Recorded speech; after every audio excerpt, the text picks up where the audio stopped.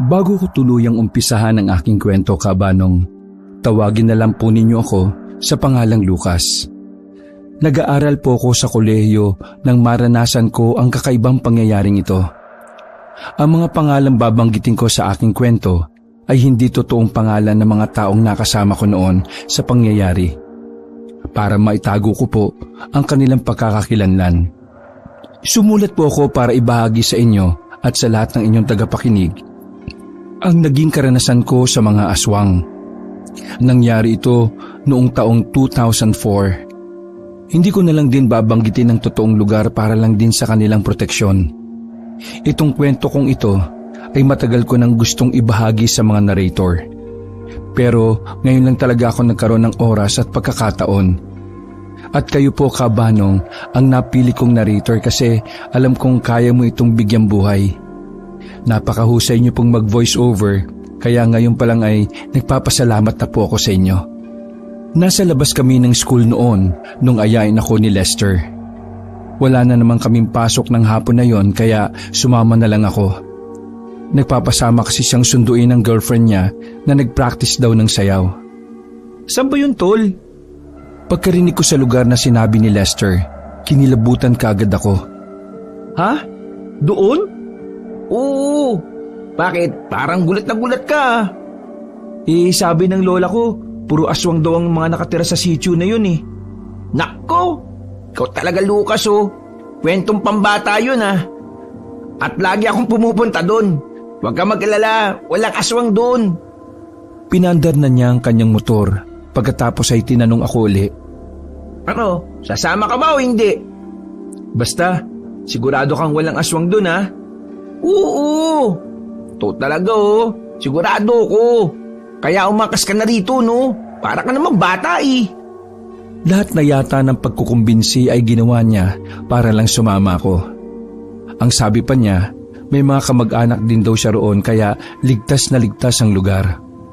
Pero hindi pa rin ako ganun kakumbinsido kasi bago mamatay si Lola, may binanggit siyang lugar na huwag daw naming pupuntahan kahit na anong mangyari.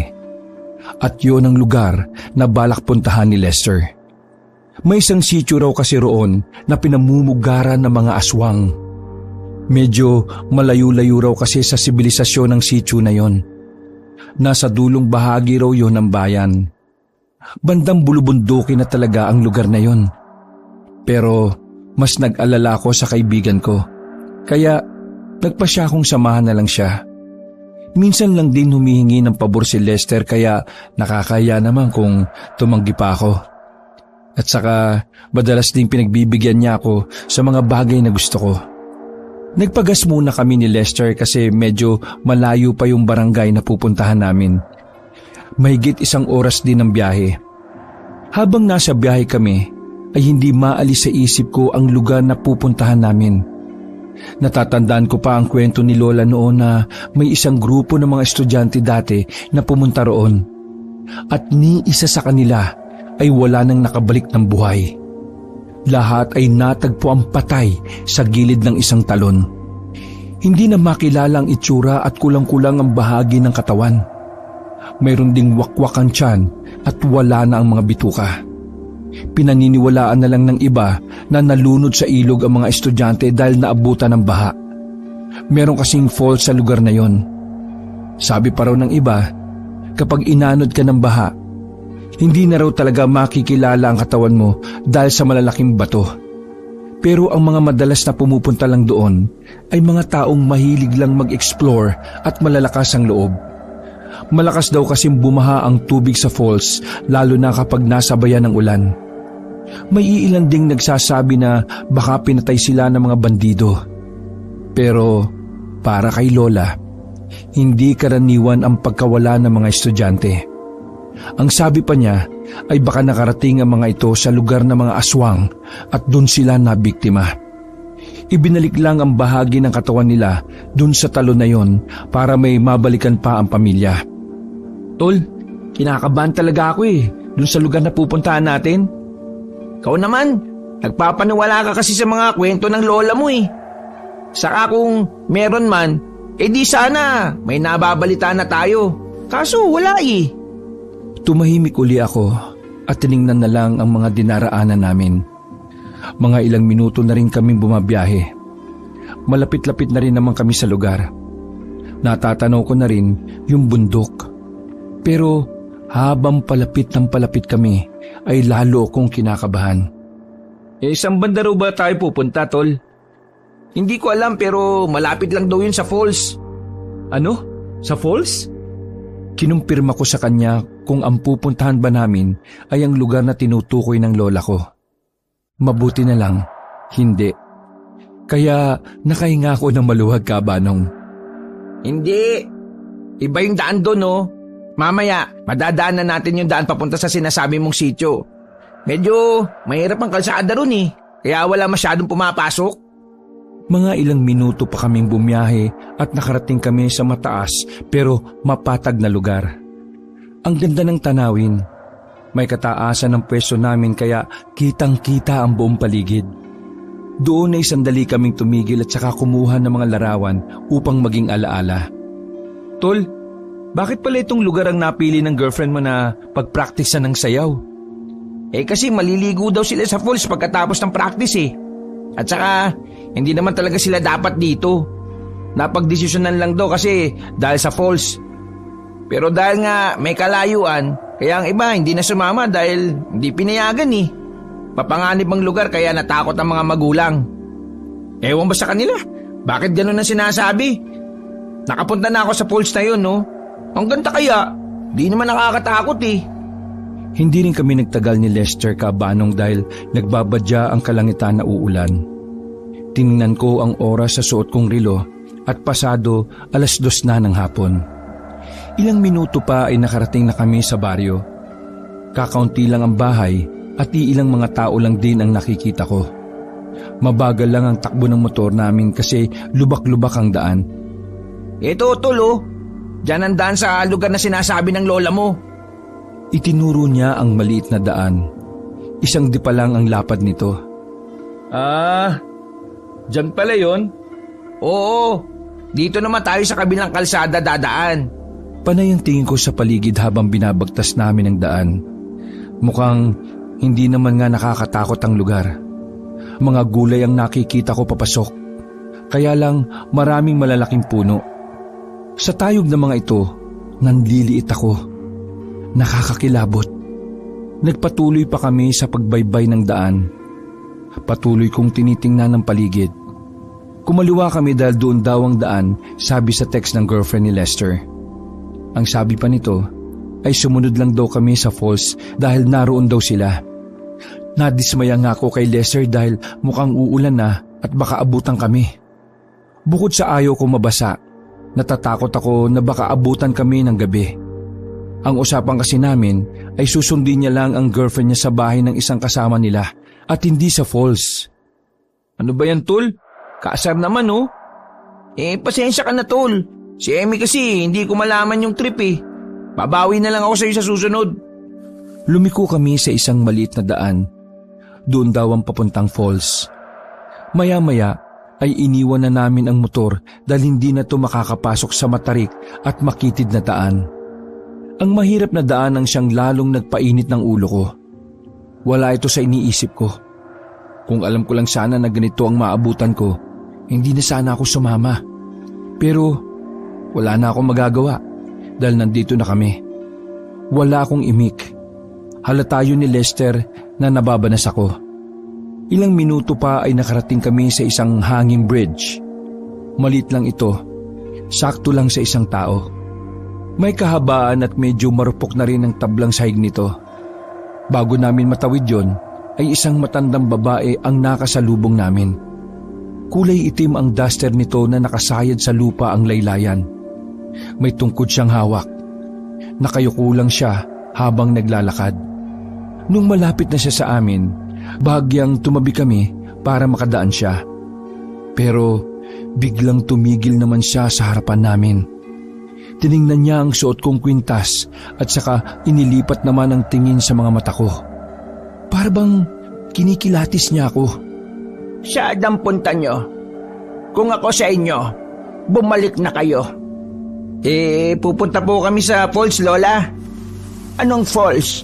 Walang falls dito. Meron po, Lola. Ang katunayan nga po nandun na yung mga kasamahan namin. Hindi nyo alam ang lugar na pinapasok ninyo. Nakaramdam na ako ng sindak sa sinabi ng matanda. Nagsimula na akong kabahan. Pagtingin ko kay Lester, nakangiti pa siya. Hindi niya siniseryoso ang sinasabi ng matanda. Alam po namin, Lola. Sige po, Lola. Mauna na po kami, ha.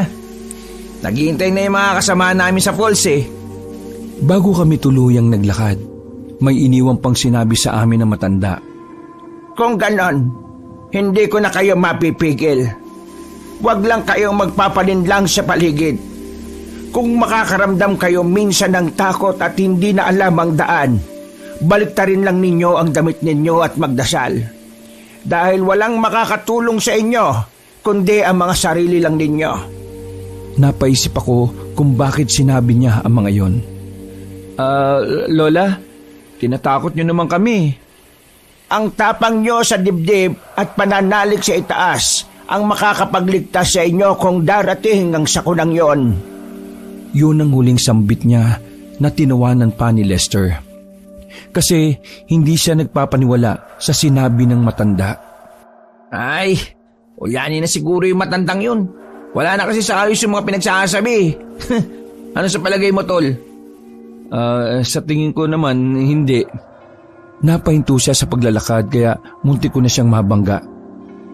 Anong ibig mo sabihin? Naniniwala ka sa kanya? Sa palagi ko, seryoso yung matanda sa sinasabi niya kanina. Para bang may laman yung sinasabi niya. Humarap siya sa akin at tiningnan ako sa mga mata. Ang buong akala ko ay magiging seryoso ang usapang yon pero mali ako. Dahil tumawa ito ng pagkalakas-lakas. Ano ka ba, Tol? Sa tingin ko, isang babala yun sa atin. Ano? Babala? Oo, babala yun, Tol.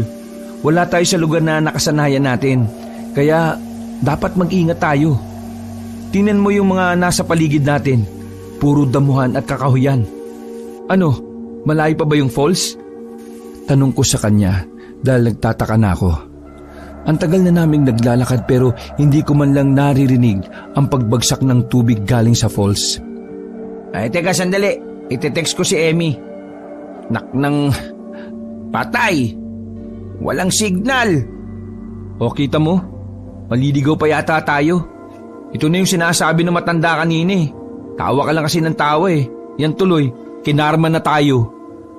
Naglakad pa kami ng ilang minuto hanggang sa makarating na naman kami sa tulay.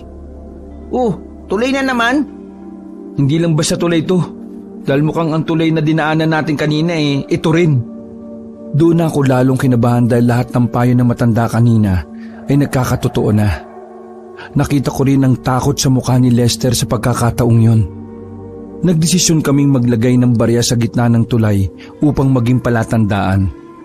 Sa susunod, kung makakita pa kami ng tulay at naroon ang barya na inilagay namin, ibig sabihin may hindi na talaga magandang nangyayari sa amin. Ilang minuto pang naglalakad kami ni Lester hanggang sa makatanaw muli kami ng tulay. Tulay uli, Lucas. Nakita ko nang natatakot na siya habang itinuturo pa ang tulay na nasa unahan namin. Ito na yung sinasabi ni Lola sa kwento niya na may mga naliligaw dito at hindi na nakakauwi. Sandali, Tol. Tingnan muna natin kung nandoon yung barya na inilagay natin kanina. Baka naman marami talagang tulay rito. Nagmadali akong pumunta sa gitna ng tulay at tiningnan ko may barya nga. Hindi siya nagkamali sa kutob. Nakita ko ang baryang inilagay namin sa tulay.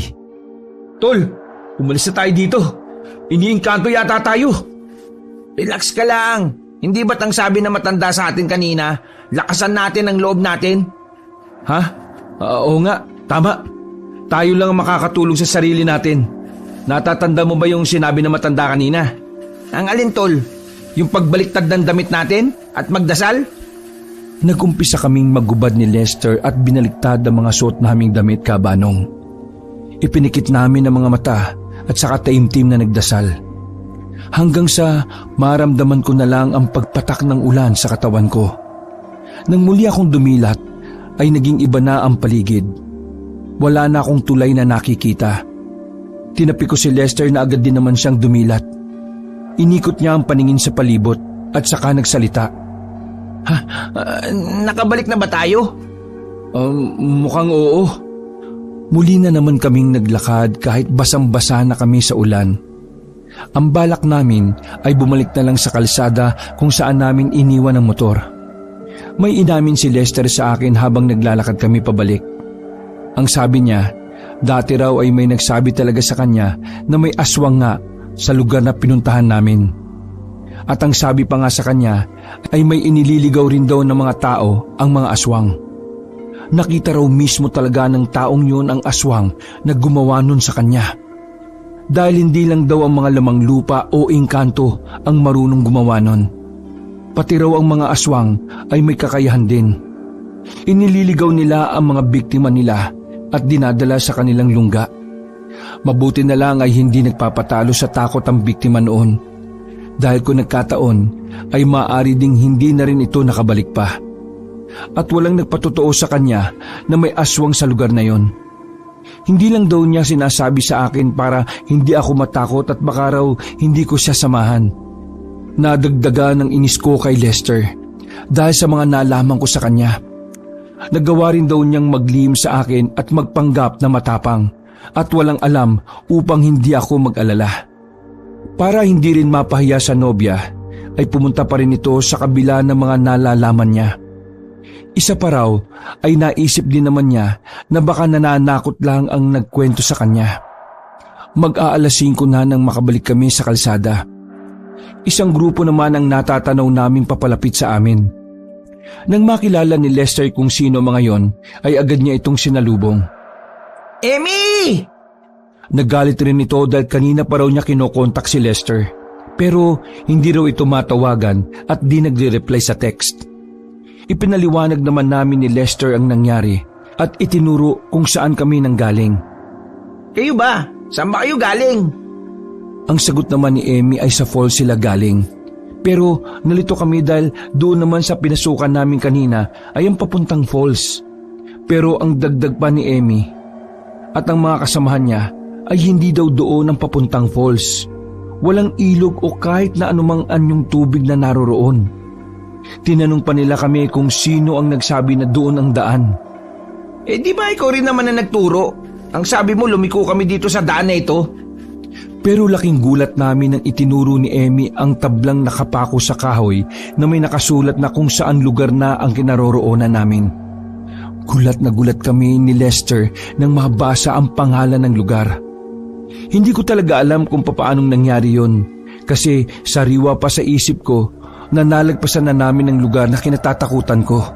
Kaya nakapagtataka na doon kami napunta. Ibig sabihin, kanina pa tayo pinaglalaroan sa lugar na ito? Nanindig ang balahibo ko nung mapagtanto ko ang lahat ng yon. Ang sabi pa nga ng mga kasamahan ni Emmy, walang gaanong pumupunta sa gawing yon. Takot daw ang karamihan sa sitio na yon. Marami raw talagang naliligaw doon, lalo na yung mga mahihinang loob. Mabilis daw silang nakokontrol ng mga nilalang na may kakayahang manligaw ng tao. Pagkatapos ng usapang yon, ay nagdesisyon na ang lahat na bumalik sa bayan.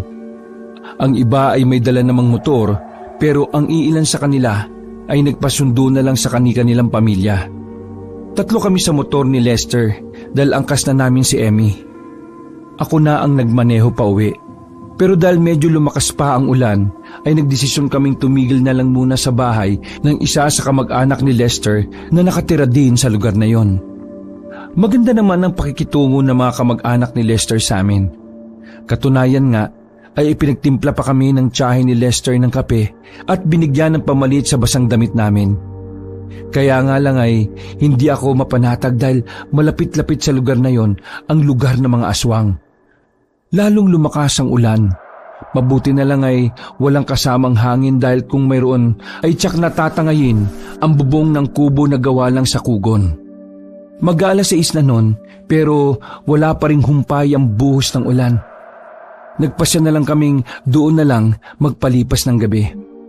Dahil yun din naman ang gusto ng kamag-anakan ni Lester. Madilim na rin naman ang paligid at isa pa ay malayo-layo pa ang bayan. Masyado ring maputik at madulas na rin ang ibang bahagi ng daan. Nasa tabi ako ng bintana nang masilayan ko ang isang matandang babae sa daan. Hindi niya alintana ang malakas na ulan.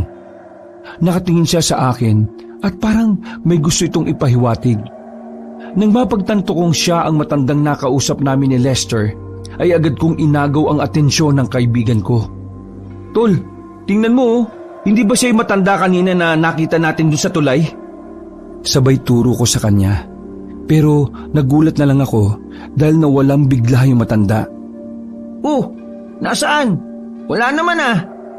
Nariyan siya kanina eh. Kitang-kita ng dalawang mata ko na nakatayo siya kanina sa gilid ng kalsada. Nasaan nga? Ewan. Basta, nakita ko siya kanina. Nakatingin pa nga siya kanina sa akin eh. Ay nako, guni-guni mo lang yan, tol. Ubusin mo na lang yung kape mo. At alam kong nilalamig ka lang. Hinigop ko na lang ang tasang may lamang kape na hawak ko noon.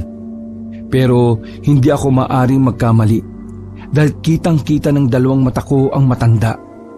Pero iniisip ko kung ano talaga ang ibig sabihin ng mga tingin na yon. Lumalalim na ang gabi noon pero malakas pa rin ang buhos ng ulan. Nawawalan na rin ang signal ng cellphone namin at pati kuryente ay wala na rin. Kaya ang gasera na lang ang nagsisilbing liwanag namin, kabanong. Maya-maya ay tinawag na kami upang magapunan. 8 kaming lahat kasama ang 2 anak na mag-asawa. Isang lalaki at isang babaeng bata. Tapos isang matandang lalaki na nasa tansya ko ay edad 60. Tatay raw yun ng asawa ng tiyahin ni Lester. Pablo ang pangalan niya. Mukhang mabait sa amin na mag-asawa. Ang sabi pa nga nila ay kumain daw kami ng marami. Habang kumakain kami, ay napansin ko lang na parang ang tabang ng lasa ng tinolang manok na luto nila. Para itong walang asin o luya man lang na inilagay. Wala talagang kalasa-lasa. Pero hindi ko na lang yung pinansin kasi baka naisip kong baka naubusan lang sila ng sangkap. Dahil sa may kaliitan lamang ang bahay na kamag-anak ni Lester, ay nagpasya kami na sa sala na lang matulog. Ginusto rin naman naming sa sala lang kami matutulog dahil 3 rin naman kami at hindi na magkakasya sa kwarto nila. Bandang 10:00 na ng gabi nang magising ako. Hinanap ko noon ng banyo dahil sa naiihi ako. Pero bago pa man ako makarating sa pintuan, ay may naaamoy akong sobrang lansa. Para bang nasa katayan ako ng baboy. Dahil sa mukhang maduduwal ako, ay nilinisan ko ang bahaging yon ng bahay at patuloy na naghanap ng banyo. Dahil sa hindi na rin naman umuulan, ay lumabas na lang ako upang doon umihi. Bala kong doon na lang sa puno ng kahoy pumwesto. Maputik ang luha, kaya marahan lang ako kung humakbang. Nasa kasarapan ako ng pag-ihi nang makita kong isang batang lalaki. Bigla siyang tumakbo paalis nung malaman niyang nakita ko siya.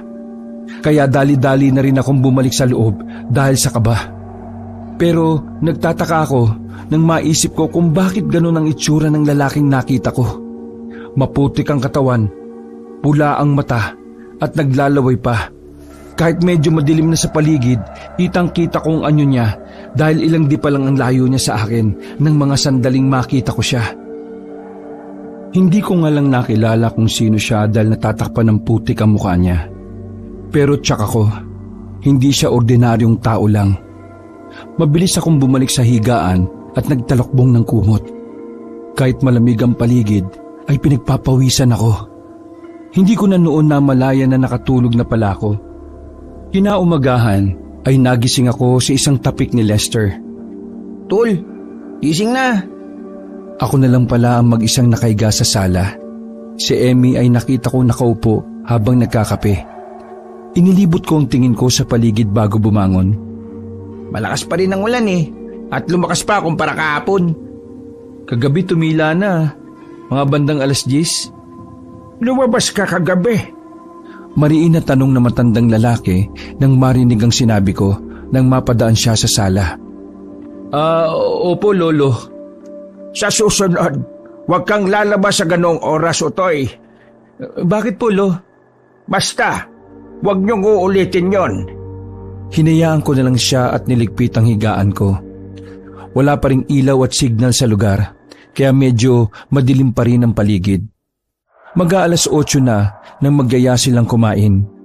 Kamoting kahoy ang kinain namin sa umagang yon. Sinabayan ng mainit na kape na bumagay naman sa klima. Sa maliit na teres ng kubo kami tumambay habang pinagmamasdan ang buhos ng ulan. Kasama namin noon ang 2 anak ng mag-asawa. Nagpaalam ang mag-asawang aalis muna at sisilipin ang daanan at kung anong mayroon bakit hindi tumitila ang ulan. Nasa kasagsagan kami ng kwentuhan nang lumapit ang matandang lalaki. Lolo Pablo? Bati ng batang lalaki sa kanyang lolo nang nginitian naman ng matanda. Nginitian ko na rin ang pinsan ni Lester.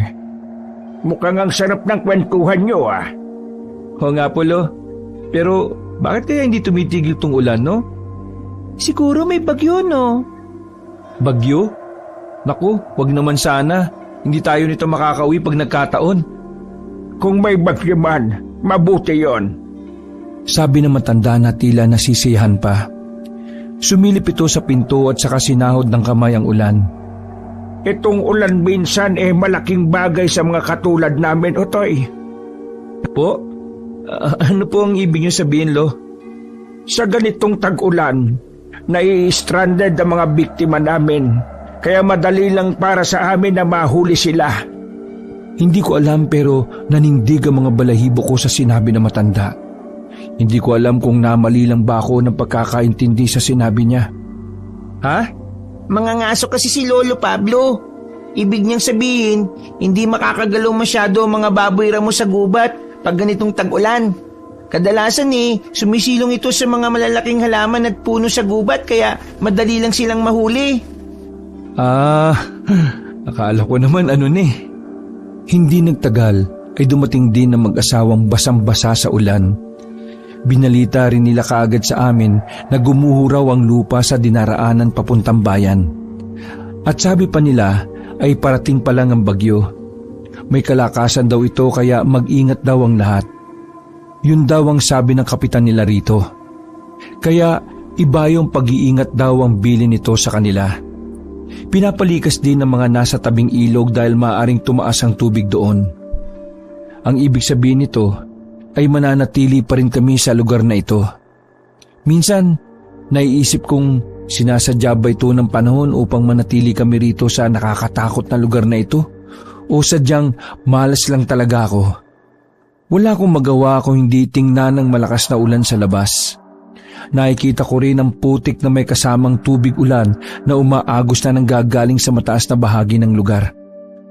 Nararamdaman ko na rin ang hangin sa mga oras na yon. Hudyat na malapit na nga ang bagyo sa lugar kung saan ako naroroon. Habang nakikipaglaro sina Emmy at Lester sa 2 bata, ako naman ay hindi mapakali. Pakiramdam ko kasi may hindi magandang mangyayari. Habang patagal ng patagal kami sa lugar na yon, parang nakakakaba. Bukod sa bagyong paparating, may iba pa akong nararamdamang panganib. Uy, kanina ka pa dyan tulala Wala, may iniisip lang ako. Oy, ano naman yung iniisip mo? Hindi ka ba kinakabahan, pre? Ang ibig kong sabihin hindi ka ba natatakot kasi nandito tayo sa lugar kung saan maraming aswang? At isa pa, nasa itaas tayo ng bundok at may bagyong paparating. Tiningnan niya lang ako ng sandali bago sumagot. Ano ka ba naman, Lucas? Kumalma ka nga? Tinapik niya muli ako at ngumiti. Kinuha niya ang isang una na nasa upuan at saka inihagis yon sa akin. Huminga ako ng malalim at saka ibinugayon. Kinuha ko ang una na inihagis niya at saka gumanti sa kanya. Mukhang tama nga siya. Baka masyado lang akong napapraning at kailangan kong kumalma. Ayan! Kesa sa mag-isip ka ng kung ano-ano, sumali ka na lang sa amin. Pinalo niya ako ng unan sabay tawa. Nagsitawanan na rin ng iba nung makitang napuruhan ako sa ulo. Mga bandang hapon na noon na magdesisyon kaming lumikas.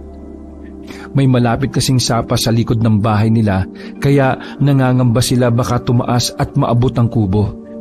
Hindi naman kami makababa ng bundok kaya lumikas na lang kami sa isang kamag-anakan din nila. Bale, sa side yun ng asawa ng kamag-anak ni Lester.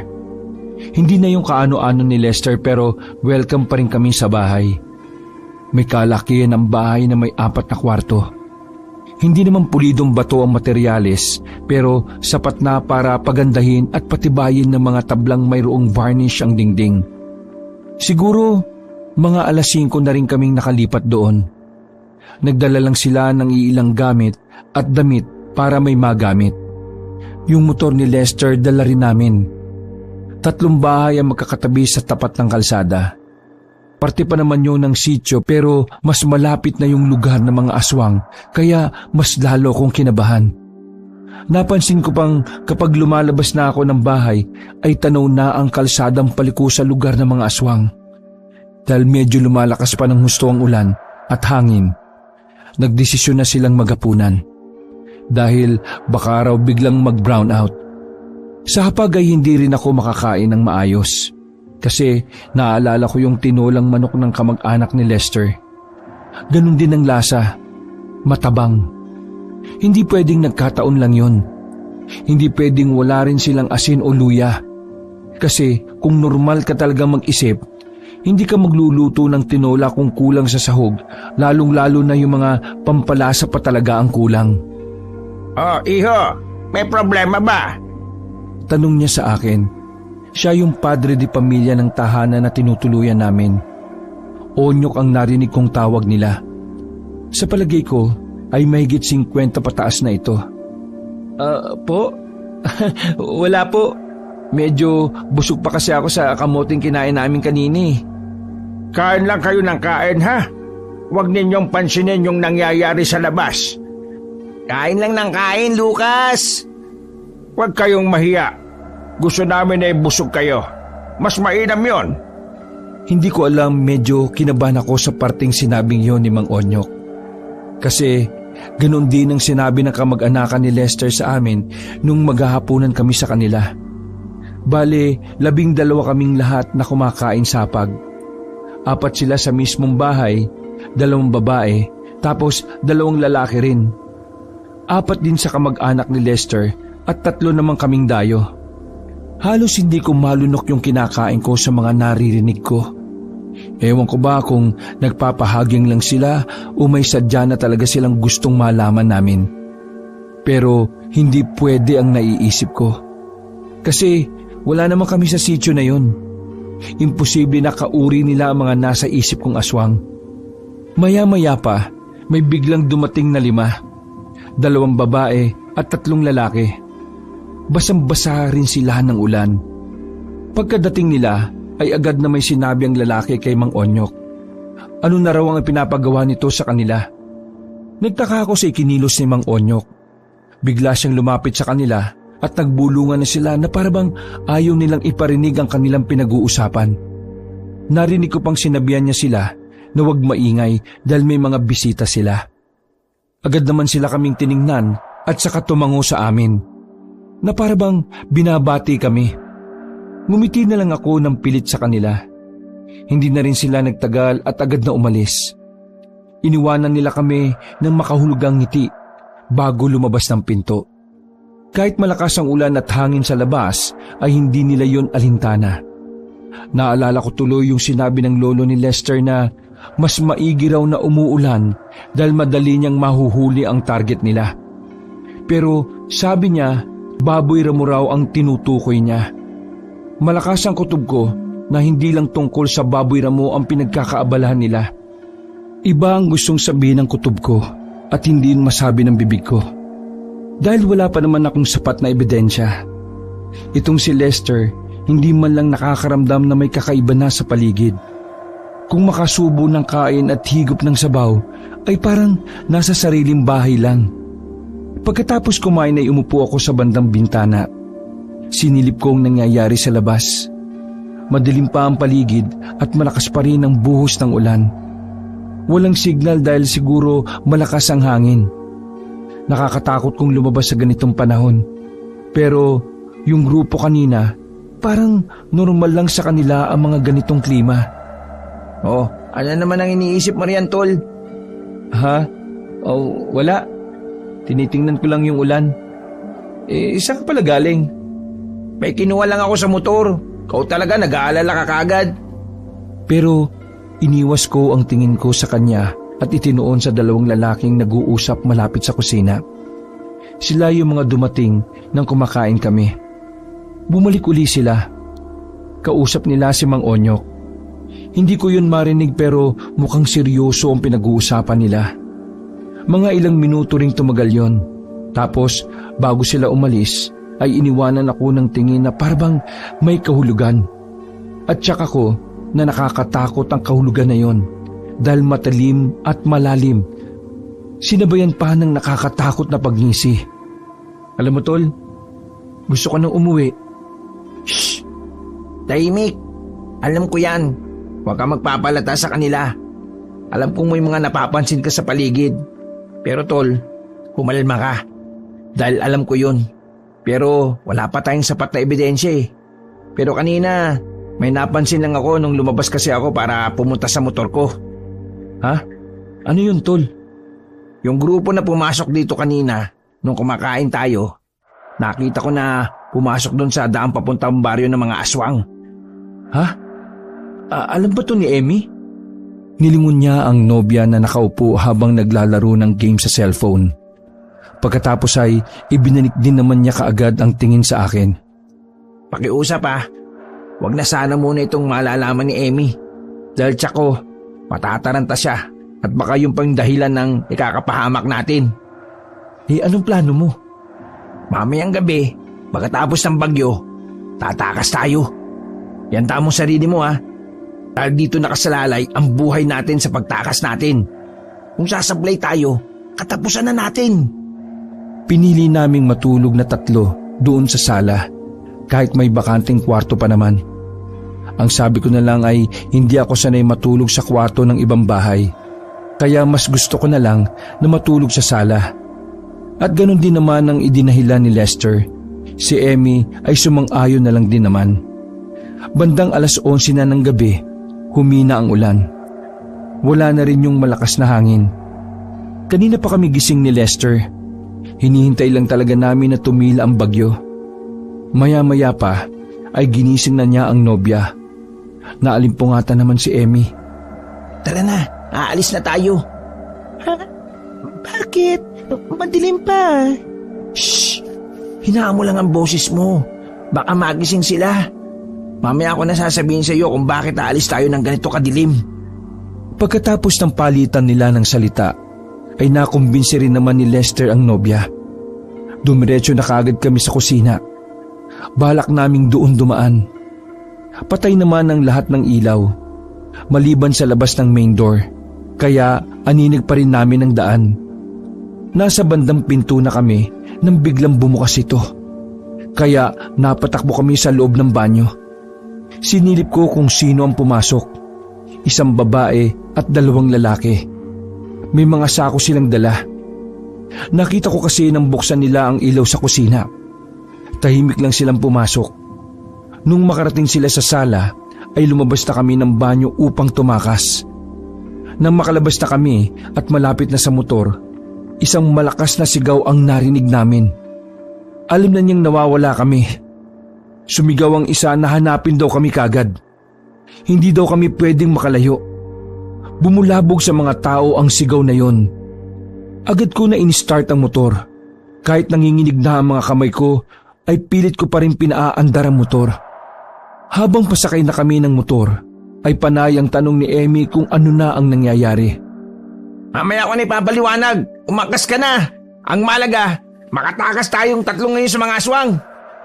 Doon na nataranta si Emmy. Nagpipigil na siya ng iyak. Panay ang sabi ni Lester na huwag maingay kaya pilit na tumatahimik ang girlfriend niya.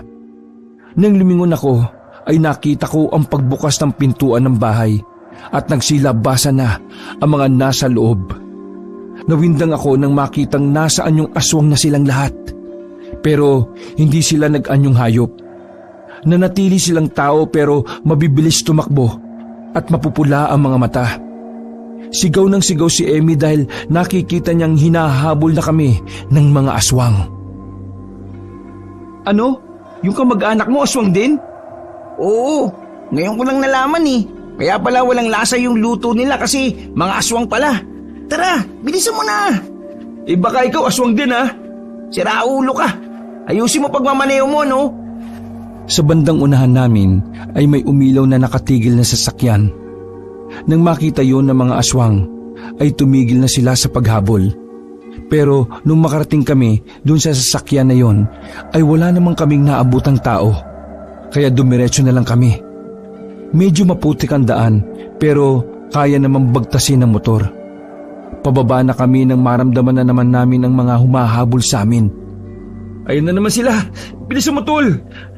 Sigaw kami ng sigaw ng tulong pero tila walang nakakarinig sa amin. May kabahayan naman kaming nadaraanan pero ni isa sa kanila ay walang nakakarinig sa amin. Nakarating kami sa sobrang putik na daan. Sa puntong yon ay bumabaon na yung gulong ng motor dahilan ng pagbagal namin. Napilitan na lang kaming iwan ng motor at saka tumakbo. Hindi na kami dumaan sa kalsada dahil mabilis lang nila kaming mahahabol kung doon kami dadaan. Takbo! Bilis! Nakikita ko na ang mga aswang na mabilis na tumatakbo sa likuran. Nang lingunin ko sila, hindi naglaon na inaabutan nila sina Lester at Emmy. Medyo malayo ako sa kanila kaya hindi ako naabutan. Mabilis ako nagtago sa damuhan. Nakita ko pang sinaksak ni Lester ang isang aswang noong hawakan siya nito. Noon ko lang din nalaman na may dala pala siyang kutsilyo. Agad naman niyang nabitiwan ng patalim nang suntukin siya ng aswang sa ulo. Kaagad siyang bumulagta sa lupa. Ganon din ang ginawa nila kay Emmy kaya nawalan din ito ng malay. Pero hindi ko alam kung nawalan ba sila ng malay o wala na talaga silang buhay noong mga oras na yung kabanong. Ang lalakas nila. Isang suntok lang tulog kaagad yung dalawa. Paano na? Narinig ko ang sigaw ng isang aswang na lalaki. Sinabihan niya ang mga kasama na huwag daw manabik sa laman. Sundin daw ang utos ng pinuno nila na buhay kaming dadalhin sa kanilang lugar. Binalot na ako ng takot noon, kabanong. Nanginig na ang katawang ko. Maya-maya ay nagsikilos na uli sila para hanapin ako. Habang ang dalawa sa kanila ay binuhat ang mga kaibigan ko. Iniyuko ko ang aking ulo dun sa damuhan upang hindi nila makita. Kahit na sobrang kaba ay kinalmahan ko pa rin para makapag-isip na maayos. Mga ilang minuto ko ring ibinaon ang katawang ko sa damuhan hanggang sa wala na akong maramdaman sa paligid ko. Nang tumayo nga ako ay wala na nga akong makitang mga aswang. Bago ko bumalik sa motor ay pinulot ko muna ang patalim ni Lester. Gagamitin ko yon sa oras na mapunta muli ako sa kapahamakan. Binalak kong humingi ng tulong sa kabilang barangay. Papalabas na ako sa baryong yon nang makasalubong ko ang isang truck. Doon ay napanatag ako at nakaramdam ako na ligtas na ako. Tamang-tama dahil naubusan na rin ng gas ang motor. Humingi ako ng tulong sa kanila pero pinagtawanan nila ako nang sabihin kong sinalakay ako ng mga aswang. Pinasakay nila ako at ihahatid na lang daw kung saan ako nakatira. Pero hindi ako pumayag dahil inaalala ko ang mga kaibigan ko. Kaya sabi ng lalaki sa akin, ihahatid lang daw niya ang dalawa niyang kasama, sa kanya ako sasamahan sa sinasabi kong lugar para puntahan sina Lester at Emmy. Nang maihatid namin ang dalawa niyang kasama, may kinausap ang lalaki. Nanlaki ang mata ko dahil nakita ko ang kausap niyang babae. Aswang din yun, isa sa mga kasamahan ni Mang Onyok. Muli akong binalot ng kaba at agad na pinagpawisan. Gusto kong sabihan si Kuya Driver pero nandun din sa akin na baka isa rin ito sa mga aswang. Itinulak ko ang pinto ng truck pero nakalak ito sa labas. Napalingon silang lahat sa akin nang marinig ang ingay na nagawa ko. Rason yun para lapitan nila ako. Parang sasabog ang dibdib ko sa takot na mga oras na yon, kabanong. Parang tinatambol ito ng napakalakas. Nakilala ako ng babae nang makita niya ako. Narinig kong sinabi niya sa driver na ako ang pinag-ahanap ng kasamahan nila. Lahat ng pag-asang namuo sa dibdib ko na sana'y ligtas na ako sa mga kamay ng aswang ay biglang napalitan ng matinding takot. Mga aswang sila, magkakasabot silang lahat. Nagmamakaawa ako sa kanila na baka pwedeng pakawalan nila ako, pero tila wala silang naririnig. Itinali nila ang 2 kamay ko upang makatiyak na hindi na ako makakatakas pa. Ilang minuto pa ay nakarating na kami sa sitio ng mga aswang. Binuhat ako ng isang lalaki upang ipasok sa lugar nila. At doon ko nakita ang maliit na bakanting lupa na pinapaikutan ng ilang bahay. Mukhang may pagpupulong na nagaganap. Pinagtitinginan ako ng mga naroon habang papasok kami sa lugar nila. Lahat sila ay mga aswang. Meron akong nakikita na maliit na entablado at laking gulat ko nang makita ko roon ang mga kasamahan ni Emmy sa pagpapraktis. Naroon din sila Lester at Emmy. Umiiyak sila habang nagmamakaawa. Tol! Emmy! Ha? Lester! Nang maipasok nila ako sa kulungang kawayan, ay agad akong niyakap ni Lester. Ang kwento ng mga kaibigan ni Emmy, noong pagkatapos daw kami maghiwa-hiwalay, ay hindi rin sila kaagad nakauwi dahil tinambangan sila ng 6 na aswang sa daan. Sakto raw noon na sumilong sila sa kahoy na waiting shed. Bigla raw na may tumigil na truck at pinilit na isakay sila doon. Pagkatapos ay dinala sila sa lugar na yon at ikinulong. Pinapakain naman daw sila ng sapat. Katunayan nga ay masasarap lagi ang ulam nila. Pero alam ko kung bakit ginagawa yon ng mga aswang. Dahil gusto nila, bago nila katayin ang biktima nila, ay malulusog ang mga ito. Nagsimulang magtipon-tipon ng mga aswang. Nakikita ko yon dahil halos makakaharap lang ang kinalalagyan namin. Marami-rami rin silang kasamang mga batang aswang.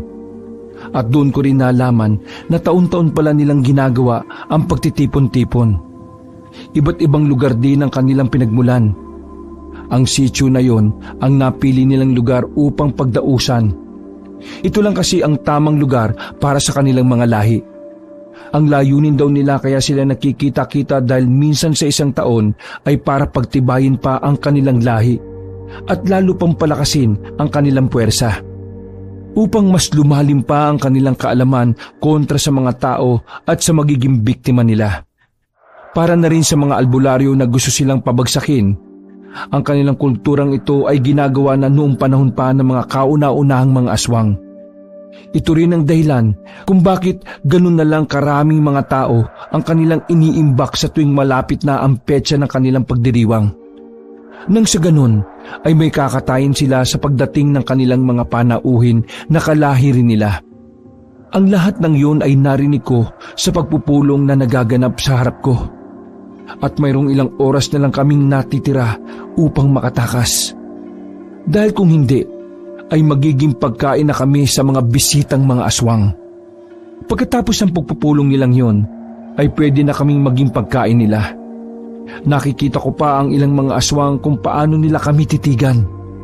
Para bang sabik at takam na sila para sakmaling kami.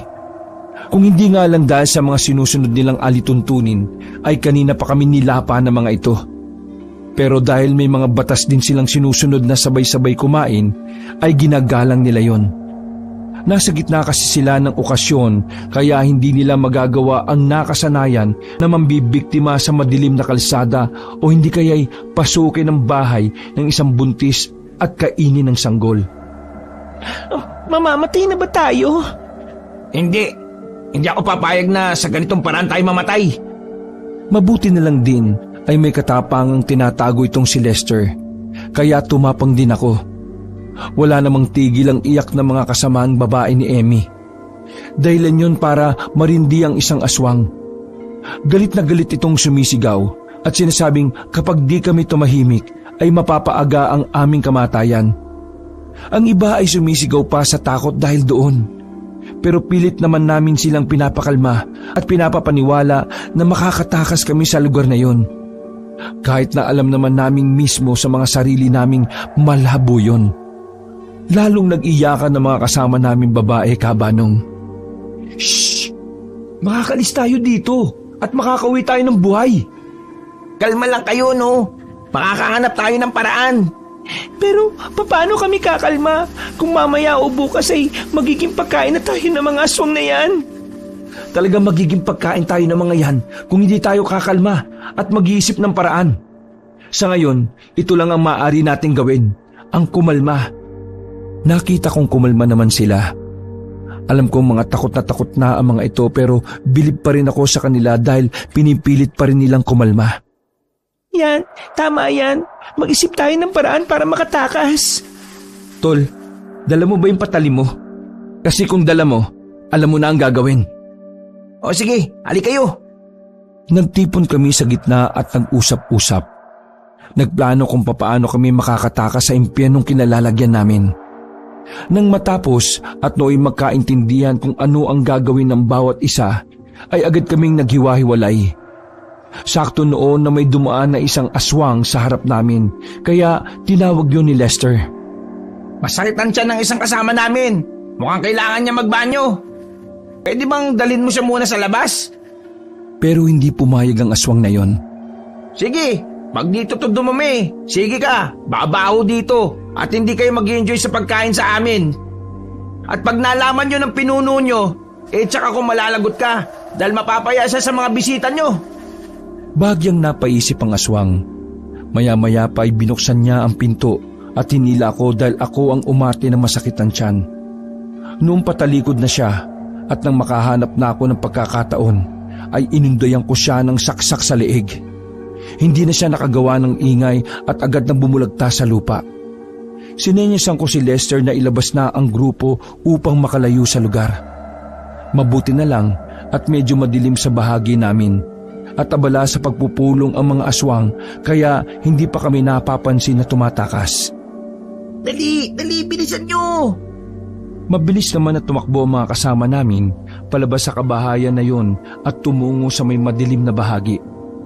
Ngunit sa hindi inaasahang pangyayari ay nadulas ang isang babaeng kasama namin. Dahilan upang mapansin nyo ng isang aswang. Kagad itong sumigaw upang ipaalam sa mga kasama niya na tumatakas kami. Naku, naloko na. Takbo, bilis! Gusto namin balikan yung nadapa pero pag ginawa namin yon ay tsak na pati kami ay mahuhuli rin. Pero panay ang sigaw niya ng tulong. Takbo lang! Walang titigil! Nang lingunin ko si Lester, binalikan niya pala ang babae at sabay na uli silang tumatakbo. Ang maputik at madulas na daan ay hindi na namin alintana. Minsan ay sumasabit pa kami sa mga damo pero hindi yun rason para tumigil. Kahit na malakas ang tambol sa aming mga dibdib, ay patuloy pa rin namin binabagtas ang madilim na gubat. Pero dahil sa mga aswang sila at sanay sa lugar ay mabilis nila kaming naabutan. Sa kada isa sa amin na maabutan ay sinasakmal na lang ng mga aswang pero matatapang na kami. Dahil sa takot, tumapang kami kaya nanlaban na kami. Hindi na kami takot pumatay. Ang nasa isip na lang namin noon ay makaligtas. Kahit pa pumatay kami ng mga aswang, kesa naman kami ang mapatay nila. Kapag may napapagod sa amin, pinagagalitan namin. Walang ito sa pagtakbo ha! Walang pwedeng mapagod. Makakasagaba lang ang mabagal. Gusto niyo bang makain tayo ng mga aswang na yon? Dali, bilisan nyo! Takbo! Bilisan nyo! Nandiyan na naman sila! Habang palayo ng palayo kami sa lugar, ay pabagal kami ng pabagal dahil sa pagod. Hawak-hawak ni Lester si Emmy sa kamay nito para alalayan dahil halos hindi na makagalaw. Nakarinig na naman kami ng mga kaluskos at pagyugyog sa mga dahon sa puno. Nakikita ko rin ang ibang aswang na mabilis tumalon at nagpalipat-lipat sa mga sanga ng puno. Ang ibang kasamahan naman namin ay kanya-kanya na rin pagliligtas sa kanilang sarili. Kanya-kanyang paraan ng pagpatay sa mga aswang. Kahit umiiyak ang mga kasama naming babae, ay hindi pa rin sila nagpapatalo sa mga aswang na yon. Hindi kami pumapayag na mabawasan kami kahit isa. Lalo kaming tumapang kapag nasusugatan. Habang lumalapat pa ang mga paa namin sa lupa, ay naroon ang pag-asa sa aming mga puso na makakatakas kami sa mga aswang na yon. Nang maramdaman ko na parang wala nang sumusunod sa likuran ko, ay bahagya akong tumigil sa isang malaking puno. Parang nasobrahan ako sa bilis ng pagtakbo. Parang nag-iisa na lang ako. Oh, nasaan na kaya sila? Bakit wala na sila sa likuran ko? Alam ko, kasunod ko lang sila. Nasaan na? Isang kaluskos ang narinig ko na palapit sa kinaroroonan ko. Hindi ko alam ang gagawin ko kabanong sa mga oras na yon. Hanggang sa makita ko ang babaeng matanda sa unahan ko. Tinuturo niya ang malaking kahoy na nasa malapit sa akin. Siya yung matanda na nagpakita sa tulay at sa bahay ng kamag-anak ni Lester na aswang. Magtago ka! Bilis! Hindi na ako nag-aksaya ng oras. Nagtago ko sa sinasabi niyang dapat kong pagtaguan. Malaking puno na nagsisitaasan ng mga ugat ang kinublihan ko. Maya-maya pa ay mabilis na lumagpas sa akin ang matanda. Naglaro sa isip ko na baka isa siya sa mga aswang dahil sa kakaiba niyang bilis. Sa isang iglap lang ay hindi ko na siya makita. Sumandal na lang ako at sumilip sa puno at pinakiramdaman ng paligid. Wala akong ibang naririnig kundi ang mga kuliglig sa paligid. Mga ilang minuto rin ang katahimikan na yon hanggang sa may mga kaluskos akong narinig na may kasamang mga yabag na palapit sa kinaroroonan ko. Nang masipat ko ay agad akong nabuhayan ng loob dahil nakikita ko na rin si Emmy at Lester na magkahawak kamay na tumatakbo. Kasunod pa nila ang mga kasamahan namin. Nung malapit na sila sa akin ay agad ko silang hinila. Alam kong ligtas na lugar yon dahil sinabi ito na matanda. May kung anong nagtutulak sa akin para magtiwala sa matandang babae. Maya-maya ay may nakita akong parang kuweba sa ugat ng malaking puno. Hindi man yun kalakihang butas pero sapat na yon upang magkasya kaming lahat. Doon kami nagtago. Tol, anong gagawin natin? Hindi ko rin alam, Tol. Basta ang alam ko, sa ngayon ay magtago muna tayo sa butas na to. Hintayin na lang natin na mag-umaga. Napatigil kami sa pagsasalita nang may isang aswang na tumigil banda sa amin. Palinga-linga ito na parabang may hinahanap sa paligid. Namumula ang dalawang mata nito at naglalaway pa. Parabang halimaw na gusto nang lumapa ng pagkain. Walang imik, walang gumagalaw o nagsasalita sa amin noon. Ang mabilis na pagtambol sa mga dibdib ko. Panay ang usal ko ng dasal sa aking isipan na sana'y maging ligtas kami. Halos pigil hininga kaming lahat. Sa tuwing hakbang ang aswang ay ganun din naman ang pagsunod ng mga mata namin sa kanya. Nagmistula kami mga takot na daga na nagtatago sa sulok dahil nariyan ang pusa na handang sumakmal sa amin. Nung paalis na sana ito, ay ganoon din naman ang paggapang na malaking alupihan sa kamay ni Emmy. Dahilan ng pagtili niya. Agad na tinakman ni Lester ang bibig ng nobya at hinayaang gumapang paalis ang malaking alupihan. Pero napatigil naman ang aswang at mabilis na hinanap ang narinig na ingay. Hinawakan ko ng maigpit ang patalim na hawak ko para makahanda sa anumang pwedeng mangyari. Tiningnan ko si Lester at saka sumenyas na tumakas na sila isa-isa dahil naramdaman ko na rin nun na makikita na kami ng aswang. Kaya bago niya pa kami maunahan ay tiniyak ko munang masasaksak ko siya ng kutsilyong hawak ko. Naghintay lang ako ng tamang pagkakataon at nang humakbang pa siya palapit sa kinaroroonan namin ay nagbigay na ako ng hudyat sa kanila na magsitakbo na. Takbo! Ngayon na! Sinalubong ko ng saksak sa katawan ng aswang. Pagkatapos ay hindi ko na tinigilan ng pag-unday ng saksak hanggang sa hindi na siya gumagalaw. Pagkatapos ay sumunod na ako sa mga kasamahan ko. Pero maya-maya pa'y nakarinig kami ng mga ingay na nagmamadali. Napahinto kami sa pagtakbo at nagpalinga-linga sa paligid hanggang sa tumambad na sa amin ang mga aswang. Nakapalibot na sila sa amin. Wisit! Gaano ba sila kadami? Bakit hindi nauubos? Basta, alerto lang kayo. Walang panghinaan ng loob ah. Malapit na tayong makalis sa lugar na ito. Hindi tayo papayag na sila ang magiging masaya sa huli.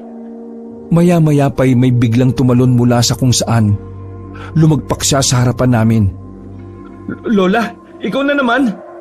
Umalis na kayo dito. Ako na ang bahala sa kanila. Doon ang daan palabas ng gubat. Huwag na matigas ang ulo nyo. Diretsuhin nyo lang ang daan na yan hanggang sa makarating kayo sa ilog. tumawid kayo doon at hindi na kayo masusundan ng mga aswang na ito. Lola, kaya niyo po ba silang lahat labanan? Gusto mo ikaw na lang? Hindi po. Kayang-kaya niyo na po yan. Ang liksi niyo po kasing kumilos eh. Saka mabilis po kayong tumakbo. Alam kong may special power po kayo. Kaya good luck po sa inyo, Lola. Maraming salamat po talaga. Sige na, alis na. Ang dami mo pang adlib eh. O tara na, Tol. Bilis! Bago pa kami makaalis, narinig kong nagsalita ang lalaking aswang. Sinasabi ko na nga ba eh, ikaw ang traitor sa angkan natin. Napalingon ako sa kanila. Ituloy mo ang nararapat na kaparusahan sa ginawa ko. Pero huwag mong asahan na hahayaan lang kitang saktan ng mga batang ito. Ano bang pumasok sa utak mo matanda ka at tinutulungan mo sila? Kung ano man yon, hindi na mahalaga sa katulad mong masasawi lang ngayon. Lapastangan ka! Nakita ko ang pagpula bigla ng mata ng matandang babae at paghaba ng kanyang mga kuko. Naging agresibo itong gumalaw at maya-maya'y sumugod na. At sa isang iglap ay doon na bumulagta ang lalaking aswang. Butas agad ang dibdib nito nang bumagsak sa lupa. Astig! Ang bangis to na! Aswang din, tapos kinakalaban yung kanyang angkan? Siguro may hidwaan sila. Lucas, ano bang iniintay mo? Tara na! Umalis na tayo dito! Halos hindi ko maigalaw ang katawan ko. May kung anong nagtutulak sa akin na panoorin ang pakikipaglaban ng matandang babae. Pero bigla na lang akong hinawakan sa braso ni Lester.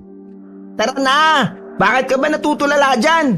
Huwag mo nang panoorin! Kailangan na nating umalis dito, Tol! Dahil hindi ako makagalaw sa pagkakatayo, nakipanood na rin si Lester at ng mga kasama namin. Pinanood namin ang pakikipaglaban ng matandang babae. Lahat kami ay namangha. Napatumba niya ang mga aswang na yun. Pero maya-maya'y tumingin siya sa amin na nanlilisik ang mga mata. Bakit nandito pa kayo? Sinabi nang umalis na kayo!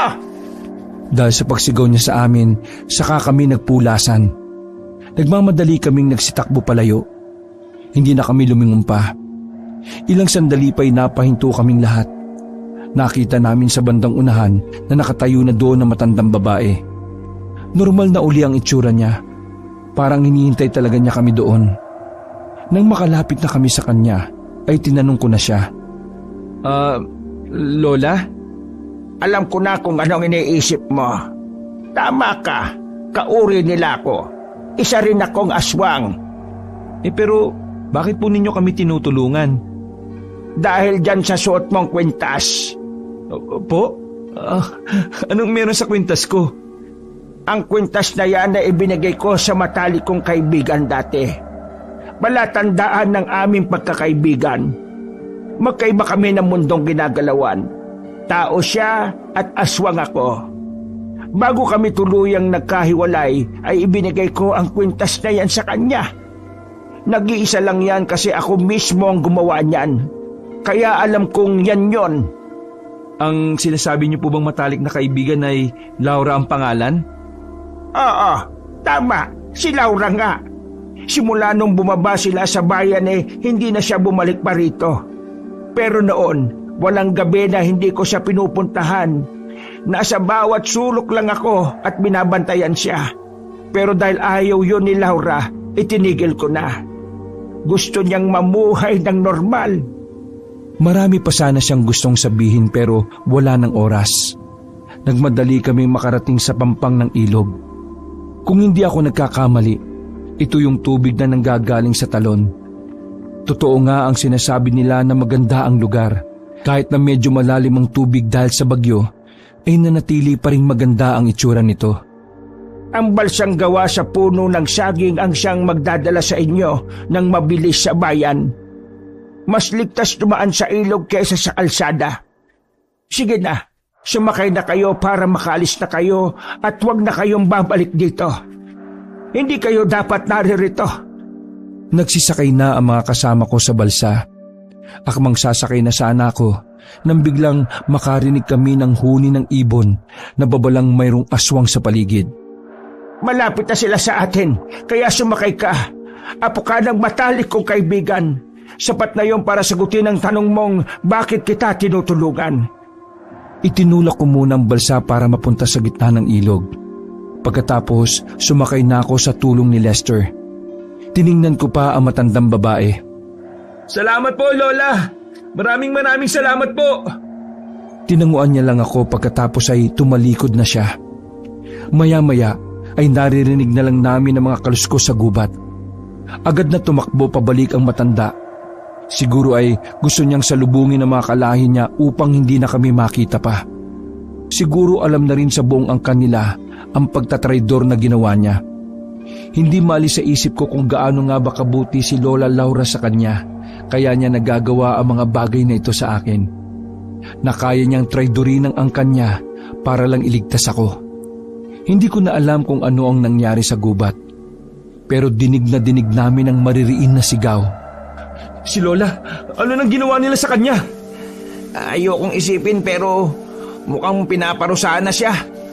Kagaya sa atin, walang lugar ang masasama. Sa kanila, walang lugar ang mabubuti. Nalungkot ako para sa matandang babae, pero ayaw kong isipin na doon na natapos ang buhay niya. Huminga ako ng malalim at tumingin sa kalangitan. Sa pagkakataon na yon, ay alam kong nasa malayo na ako. Nasa parting banayad ang agos ng tubig kaya mabagal lang ang usad ng balsa na sinasakyan namin. Tuluyan nang umalis ang bagyo dahil payapa na ang hangin at nawala na rin ang ulan. Habang pinagmamasdan ko ang paligid, hindi ko na malaya na nakatulog na pala ang iba naming kasama. Sobrang napagod sila. Oo nga, kahit si Emmy nakatulog na rin. Nang makarating kami sa bayan, agad kami nagpunta sa klinik para malunasan ang aming mga sugat. Ang dami nilang tanong kung ano ang nangyari sa amin. Pero ano nga bang isasagot namin? May maniniwala ba sa aswang? Nagkaisa kaming sabihin na sinalakay kami ng mababangis na hayop habang naliligo sa falls na yon. Aray, daan-daan naman po, Miss Nurse. Tinawanan lang ako ng nurse at sinabihang huwag daw akong malikot para hindi ako masaktan. Nagtawanan naman ang mga kasama ko. Talagang sa paglilinis ng sugat ka pa dumaing ha? Samantalang walang humpay mong pinagsasaksak ang mababangis na hayop na yon. Puro kakalmot at kagat, hindi ka man lang umiyak. Tapos ngayon humaaray ka. Tol, matapang na tayo. Nagtatapang-tapangan ka lang kasi nandyan yung girlfriend mo, no? Kantsawa na tawanan na ang nangyari. Pagkatapos kaming malunasan ay nagsiuwian na rin kami. Dahil sa mga nangyari, siniguro naming ligtas ang bawat isa sa amin. Unang inihatid ng mga kalalakihan ng mga babae. Pagkatapos, isa-isa na kaming umuwi. Hindi ko alam kung anong paliwanag ang sinabi nila sa kanilang mga magulang, pero ako, sinabi ko na sinalakay kami ng mababangis na hayop. Pero hindi sila naniwala sa akin. Nang sabihin ko na ang totoo na aswang ang nakalaban namin, lalo akong hindi pinaniwalaan at pinagpapalupa ako ng tatay ko. Impluwensya daw ng lola ko ang aswang, kaya puro aswang na lang din ang pinagsasasabi ko. Humingi pa nga ako ng tulong kay lola para hindi na ako paluin ng tatay ko. Pero hindi niya ako pinansin. Ang sakit ng puwet ko, kabanong, dahil namamaga sa kakapalo ng tatay ko. Hindi ako makaupo ng mga ilang araw. Nilapitan ako ng lola ko nung palihim at doon siya nakinig sa kwento ko. Niyakap niya ako ng mahigpit nang sabihin ko na ang tungkol sa matalik niyang kaibigan na hindi ko pala naitanong ang pangalan. Si lola na lang ang tinanong ko tungkol sa kaibigan niya, pero hindi niya ako sinagot. Masyado siyang malihim kaya hinayaan ko na lang. Hindi ko pa alam kung magiging masaya ba ako kasi nakainkwentro ako ng totoong aswang. Dapat ko ba itong ipagmalaki? Ewan ko lang po, pero mula kasi noon, nanahimik na lang ako. Ngayon ko lang po ito ikinuwento. Ngayon po, masaya na ako kasi naibahagi ko ang kakaiba kong karanasan kahit alam kong 50-50 kung may maniniwala ba o wala. Basta ang mahalaga sa akin, alam kong totoo ang karanasan kong ito. Kaya maraming salamat po, kabanong, sa pagsasadula ng aking kwento. Hanggang sa muli, more power po sa inyong channel. Wakas. Hello po mga ka-KB, ito na naman po ang inyong kabanong. So bago po tayo magtapos sa ating magandang kwento ngayong araw na ito, meron lang po sana akong ipapakiusap sa inyo na kung pwede po sana suportahan niyo po ang ating bagong channel na ang pangalan po ay Dear Kabanong, The KB Stories. Nako, ito po ay puro kwento ng pag-ibig, no? Kwento ng pag-ibig na masaya, 'di ba? Nakakakilig, pero minsan naman po may malungkot, 'di ba? Kasi lahat naman po ng pag-ibig natin sa buhay, 'di ba? Ay hindi naman po lagi masaya, 'di ba? May mga lungkot rin po, may challenges. Ako, napakarami pong magagandang kwento po ng pag-ibig na maririnig niyo po pag once po na sinubaybayan niyo po ang ating mga kwento ngayon. Kaya sana po, don't forget to subscribe, no? At pag siyempre panoorin niyo po, pakinggan niyo po ang ating kwento, lalo na yung first story natin. Ako, napakaganda. Kikiligin po kayo. And siyempre, sana po, don't forget to comment and mag-like. And kung gusto nyo po, i-share nyo na rin po sa mga kaibigan nyo yung ating video para makita nila at mapanood na, uy, may bago si Kabanong, di ba? So, yan po. Sana po ay masubaybayan nyo. Asahan ko po na mag-subscribe po kayo sa ating bagong channel. Hanggang sa muli, ito po si Kabanong nagsasabi ng wakas.